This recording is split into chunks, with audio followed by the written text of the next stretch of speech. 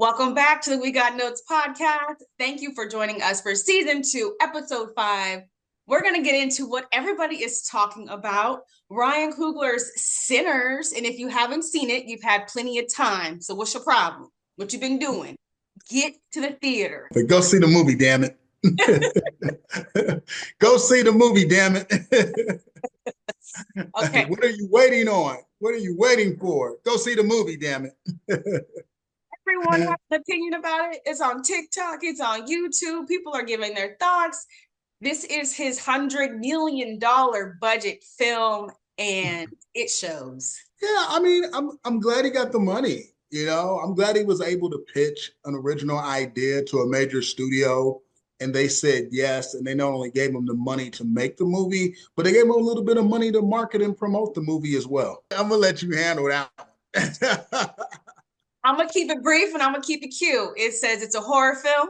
It's set in 19... We're going to talk about that later. We'll talk about that later. Set in 1932 in the Mississippi Delta. Stars Michael B. Jordan in dual roles as twin brothers who return to their hometown to start again, only to be confronted by supernatural evils.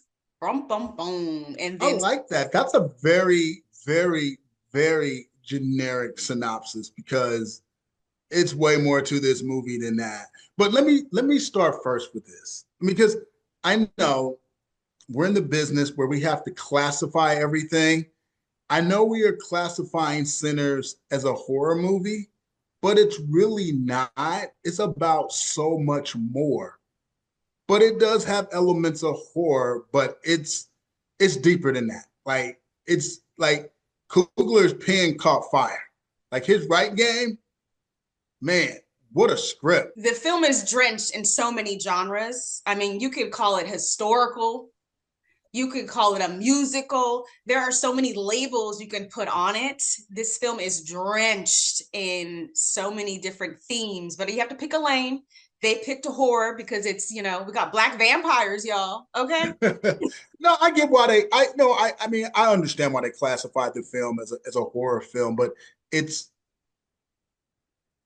not a horror film. Like I said, it's about, like, which is really cool because it's about so much more. I just love the fact that this film exists in an honest space where we can talk about Jim Crow, where we can talk about life in the Mississippi Delta, where we're showing the people in their existence. I mean, I love that. I've never really seen a film sort of like set things up that way in this era and honestly let it breathe. Like it was very authentic. It was very realistic. I love that aspect about the film. I also love that the way Ryan wrote this, it's a very, very patient movie, because I felt like I got to know a lot about a lot of different people, not just the lead character or lead characters, since Michael B. Jordan's playing two different people, but you got to know a lot about some of the other players in the movie. And like the film it's purposely deliberate. Like, it takes its time. Like, it's not in a rush. Like, you like Ryan, you can just tell, like, when he was writing this, man, he was channeling his inner old man, because it moves like an old man that's lived. He opened it like a bottle of wine, and you have to let it. Not too. Let it breathe. You gotta let it breathe. You're right. I know some people. Some people got impatient with it. I did not. As I was watching, I was like, oh, okay, this is what we're doing, and I like that. To use your analogy, he let it breathe. To use my analogy, it moved the way an old man walks around, but he still got his game. He still got his swag. He still got his George Jefferson limp. Like, he's still it really did, though. It just, because he didn't rush. He's like, now I know y'all coming in here thinking this is gonna be a horror movie, but I'm gonna push pause for y'all. Y'all gonna get these lessons enveloped in this horror with these vampires. That's why there's very few movies that I will tell anyone to see twice or even three times. This is one of those. It's because it's like you said, it's layered because it's entertaining, but there's so many lessons. Like I love that Jim Crow element. I and then let's talk about the musical aspect where it's drenched in the history of the blues. It's drenched in the effects of the blues. It's entrenched in the power and the mythology of the music. Is like, yo, I like kudos because the blues don't get its credit ever. The music's authentic. I just love the way it's presented in the film, and then he connects it with some other things that comes to a culmination in one of the most incredible scenes I've ever witnessed in cinema. I'm like, I know I'm not at a play, but I wanted to stand up and applaud. In addition to the blues that gets recognized, in addition to the Jim Crow South, we have the Mississippi Delta Chinese immigrants. We Yeah, have and their interaction with the culture and how they interacted with both sides of the fence, with both the whites and the blacks, and it demonstrated the role they played in this community, and it's just also authentic, and it all made you want to like run to the Google machine and Google and do additional read. Like this thing just there's something about this film that it gave me an energy where I had this burst for this huge thirst of knowledge. There were so many different cultural elements and so many different factoids that I embarrassingly didn't know about. Like I'm like, same. A lot of us don't, but that's why his delivery. Remember, it's not the message; it's the delivery, and he he presents it in this that film. Before man we get too far Coogler. on, like we got to talk about some of the other players in this Yeah, film. yeah, we do. No, there's so many. Well, there's so many. I mean, it's like a chessboard. There's so many players. But kudos first to look the double role thing. If it's not done correctly, can be very gimmicky and distracting. Yep. And Coogler did his man. Coogler did his thing from start to finish. Like Yay, I area. Y'all should stand up. Y'all should salute. You should be very proud of your native writer, director of Sinners, because he knocked this one out of the park. got to give props because it all starts with the writing, and Ryan Coogler wrote the script. And then, when you talk about the performances, I mean, Michael B. Jordan was amazing, but man, I know we honored him during the pandemic with the Career Achievement Award, but Delroy Lindo, man, we gave him, Icon, classic. yeah, Celebration of Black Cinema gave him the Career Achievement Award back during the pandemic. He's a scene stiller in a movie that's very hard to steal scenes. His comic relief and delivery always spot on. But the moment that stuck out for me where I was like, oh, when he saw his buddies on the chain gang That and was deep. he That told was his deep. story, I was like, we're potentially witnessing the roots of generational trauma, right? Where that's where it started for some of That's us. what no, that's what it's addressing. No, this film is like I love a movie that can go deep but still be entertaining. Like that is so hard to do. Yeah, Because he in the nailed it. hands of the wrong person, this is like, yo, this is preachy. You hit me over the head. Can we please just get to the vampires? I just want to get bit in the neck and keep it moving. But the things that Ryan Coogler lays out on his storytelling journey, like you just want to follow along. Like I'm going with you on this one, bro. I'm with you every step of the way. We watch a lot of movies because that's what we do professionally. Like for the casual movie fan, yeah, but we watch a lot of movies. And for a movie to take me on a journey, to take me on a pathway that I have not been on before, and I'm enjoying every step of the way, that's saying a lot. This is probably where the generational trauma, you get a little bit of glimpse of where it may have started from, right? In addition to old school coping mechanisms, just drinking, because there was no therapy, that wasn't allowed. You had to get up and go to work. You had to get up and provide for your family. So there's little tidbits and facts and little messages wrapped in this vampire horror that I appreciate. I love that film Twitter is just exploding. Like I love the positivity surrounding this film. I love that people are going to see the movie. They're talking about the movie. They love the movie. I mean, you got people even out here dissecting like aspect ratios. I mean, when the last time your peeps in the hood was discussing aspect ratios? Like I'm in the barbershop, they talking about aspect ratios. They like, what aspect ratio should I go watch Sinners in? I'm like, okay, this is different. This is different. Like, Whichever one they're showing in the theater. I love the representation of the three women leads because I thought they were all fully developed, well represented, but I also liked the casting. They were unafraid with the casting. That, let's like talk about the cast. Academy Award nominated Hailee Steinfeld. We have newcomer singer Miles Caton. You got to talk about him. We got to talk about him in depth because this is his first performance in a feature film, and he had a lot of responsibility. Yes, he did. And one of the other female leads you mentioned, Juilliard's own Jayme Lawson.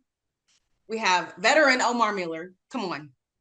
He did his thing. We talked about Mr. Delroy Lindo. We have Jack O'Connell, Critics' Choice Television nominee.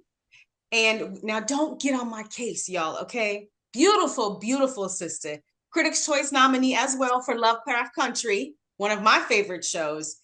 Wunmi Mosaku. Wunmi. The N is silent. There you go. Wunmi. Yeah. Amazing. And amazing. Of course, George Buddy Guy. Like, come on. Yeah, but no, Wunmi and Hailee just, I mean, those, yeah, and yeah, those, those are some powerful roles, and what each character represented in the scope of the story was just like some powerful. I mean, it was powerful messaging. I mean, the whole spiritual, religious connection that Wunmi's character sort of represented, that whole longing to be a part of this blues culture that Jayme's character represented, and then the really tough character portrayal, Hailee, and the whole passing and what it meant to be, part white, part black, existing in a world in which either side presented a misstep or could unfortunately cause some situations you didn't want to be caught up in. I thought that was so well done, so well written, and so well delivered. I mean, I loved all three of those characters. I loved all three of the women. It just represented some newness and some freshness that you don't always see on screen, and to have three of those performances like that in one movie is just like such a breath of fresh air, and it blew me away, and I was excited for it. Yes, Brian truly stacked the cast because all of the actors showed up and did their role. They put their stamp on it. Yeah. They did great jobs. And this is why filmmakers need to be protected at all costs. They can ban books, but what they probably are not going to do is ban these box office budgets and the money that comes in from films. Protect filmmakers at all costs. Ryan's amazing. I mean, this is film number 5. And I mean, his first 5 films I would put up against anyone's first 5 films, like easily. Like from a creative and from a box office standpoint, I don't think there's a director who has a better run when you talk about their first 5 films.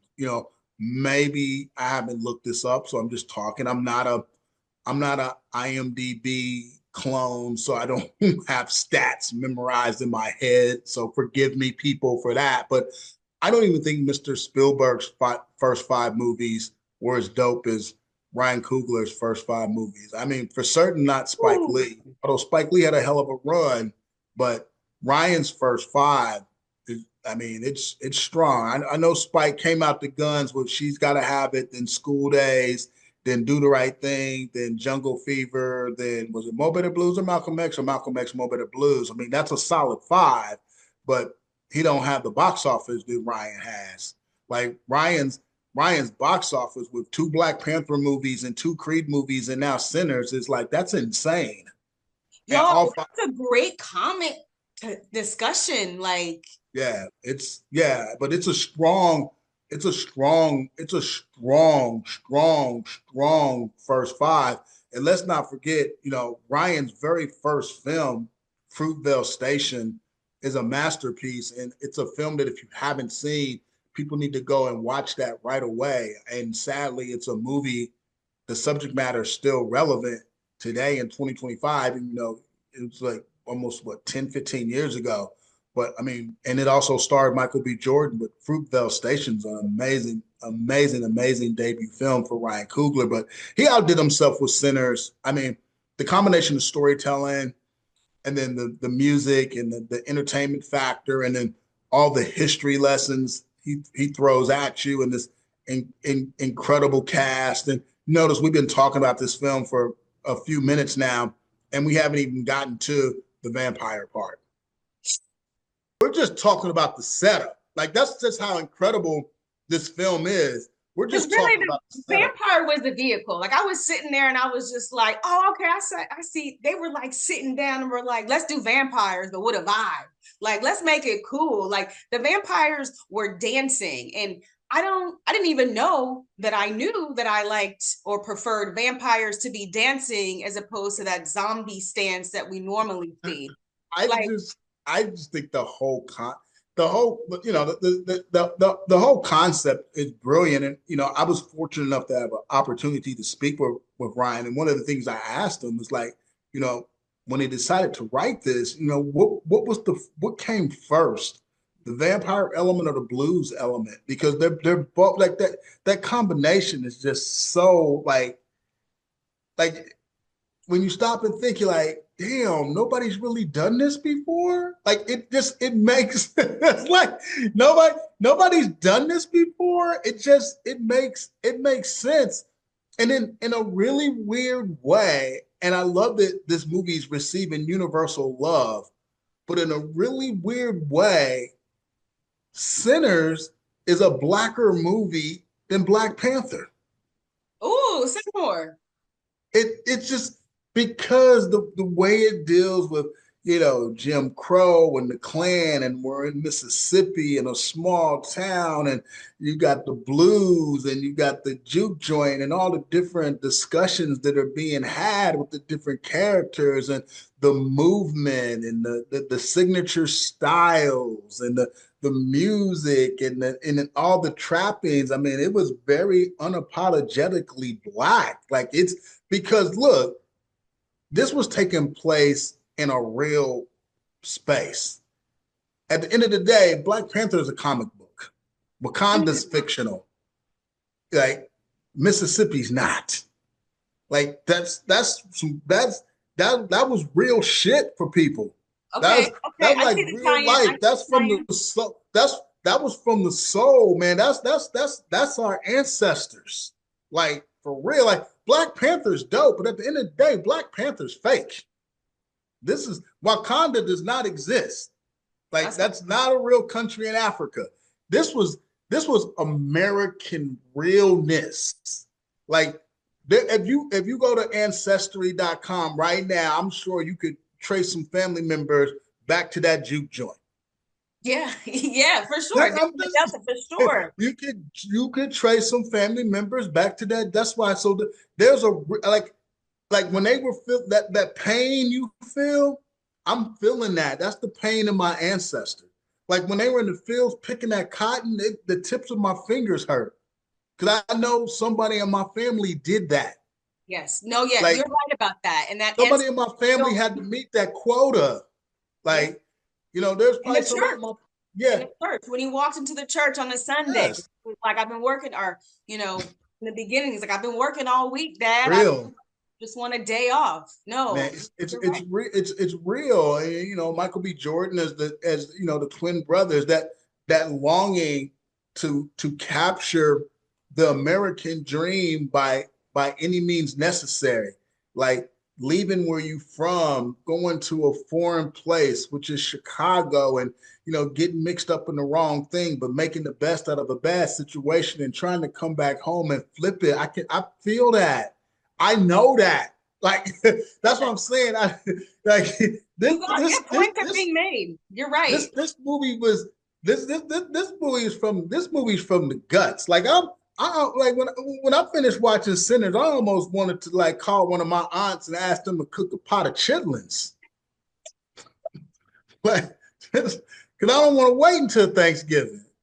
Like, I'm about to call my aunt and be like, I just need to get a pot of chitlins because I saw Sinners and it hit me in my gut. So I just need some chitlins and some cornbread and some hot sauce just to balance it out. That cookout at the juke joint was looking real good. But I will say though, my man Delroy, when he handed him that beer, I've never seen anybody that man the way he drank that beer, like. You know what it's like to be in the South and it's humid and it's hot and you hit that cold, refreshing, carbonated alcoholic. That ancestral remix, that ancestral musical remix mashup.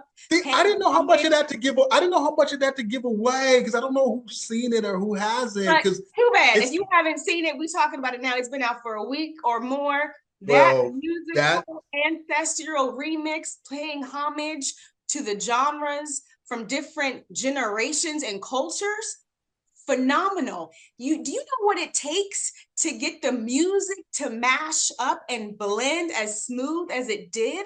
Like nuts. What? Nuts. And then to have the costume.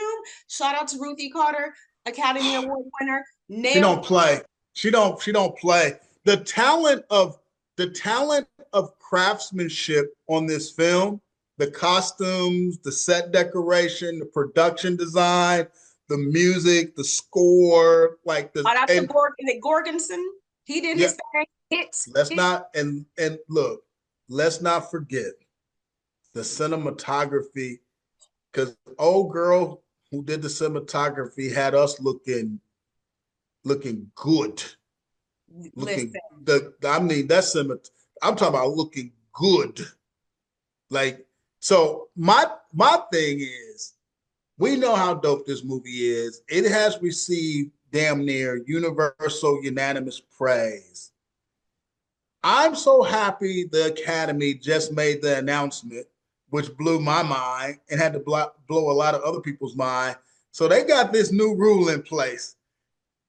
If you're going to vote, you have to watch the movies.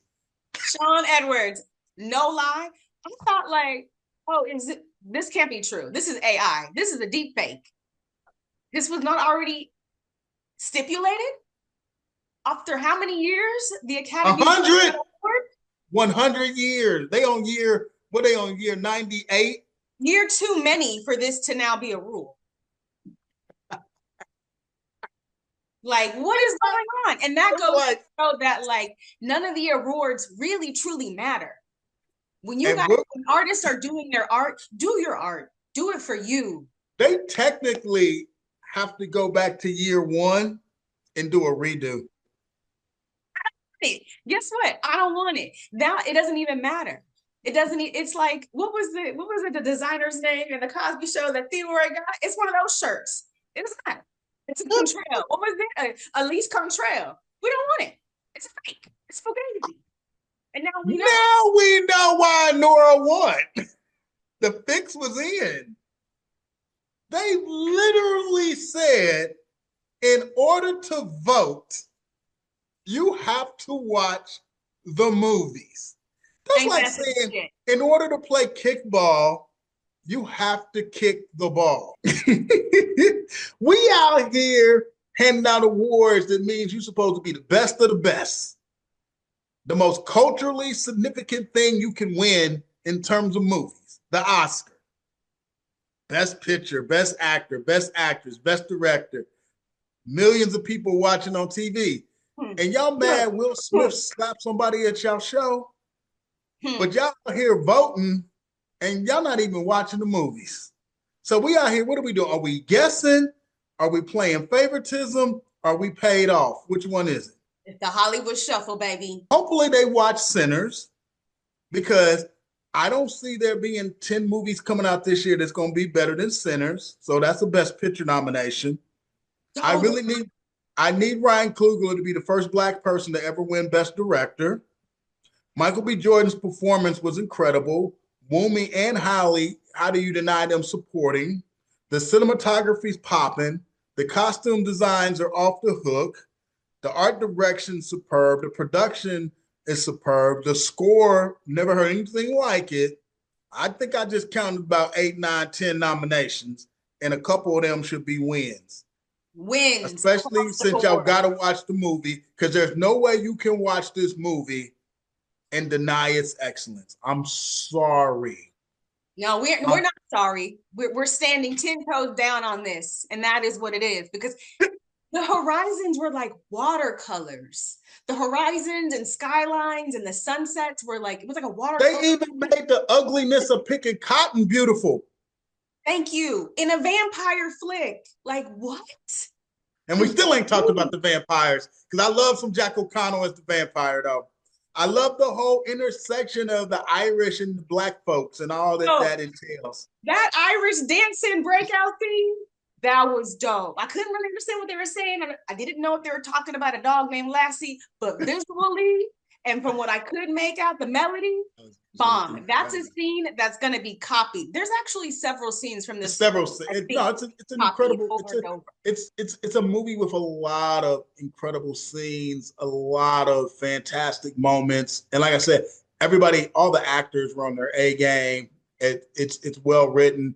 I mean, it's cinema at a new level. I think there's going to be this movie is going to inspire a new generation of filmmakers because a lot of young people are like just worshiping this movie. Like when I talk to like a lot of people under 20, like this is like for me, that moment is when I saw the original Star Wars. It was one of those movies that just blew my mind and stuck with me and made me want to do what I do.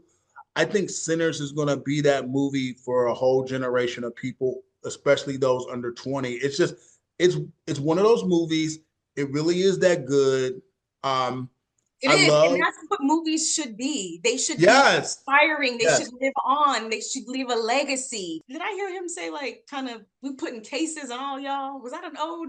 I like there were moments. The ending was epic. It felt like a real damn movie. I love the fact that a bunch of people under 20 are loving it.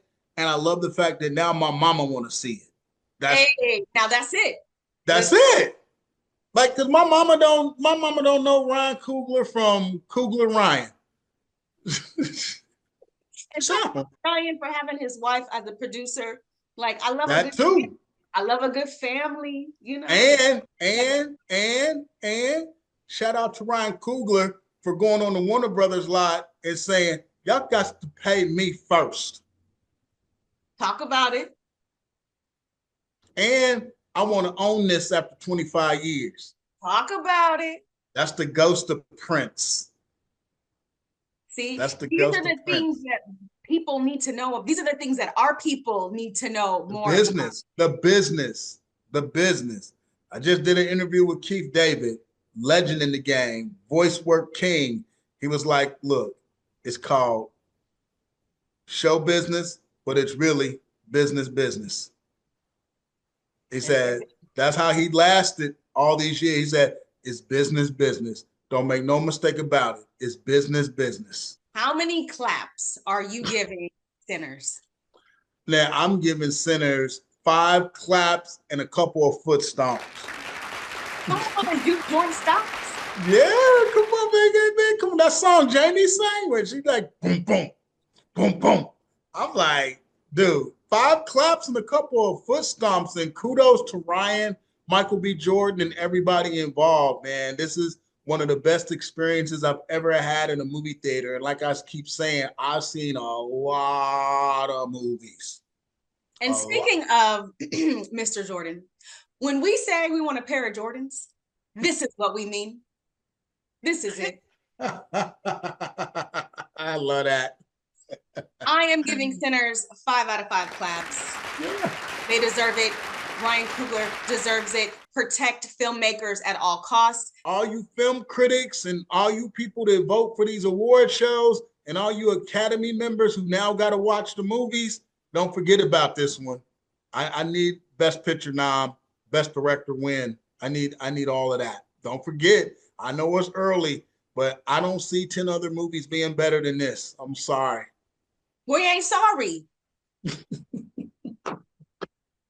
Sinners, baby. I'm a sinner. I'm a sinner. They all sinners. Listen, whether they want to admit to it or not. All right, as you can see, we always got notes and we have lots of notes, but we appreciate y'all for chilling with us, sticking with us. And if you got notes, let us know and check back in next week for our notes on all, and I mean all the latest releases. Don't forget to subscribe and like the We Got Notes podcast on Apple, Spotify, Amazon, or wherever you listen to podcasts.